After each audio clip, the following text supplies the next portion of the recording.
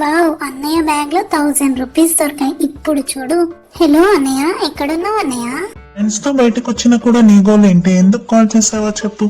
అవునన్నయ్య, నేను నిన్ను సతాయించకపోతే నీ చెల్లిని ఎందుకు అవుతాను గాని, ఇంటికి వచ్చేటప్పుడు డైరీ మిల్క్ సిల్క్ చాక్లెట్ తీసుకొని రా.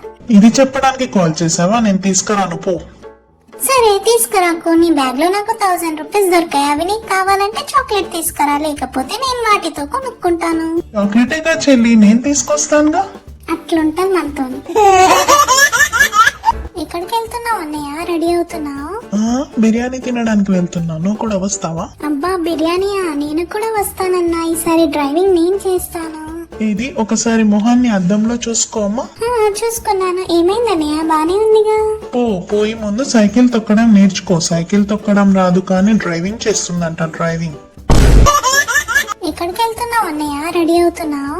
వచ్చావా? సినిమాకి వెళ్తున్నా, నువ్వు కూడా వస్తావా?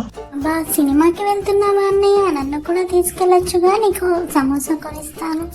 ఏంటి, నేను 100 రూపాయలు పెట్టి సినిమా చూపిస్తే నువ్వు నాకు 10 రూపాయల సమోసా తినిపిస్తావా?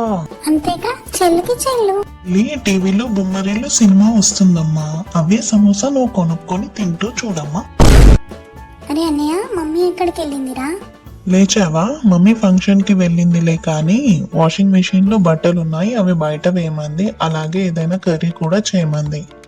చేసేయ్ అన్నయ్య, దానికి కూడా నా పర్మిషన్ కావాలా? మమ్మీ ఏం చూస్తున్నావు అంత ఇంట్రెస్టింగ్ గా? టాలెంట్ షో చిన్న, చాలా బాగుంటుంది. వాళ్ళు వాళ్ళలో ఏం టాలెంట్ ఉందో తెలుసుకొని దాన్నే చేస్తారు. సో సక్సెస్ అయ్యారు.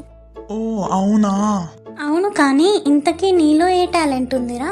Few moments later.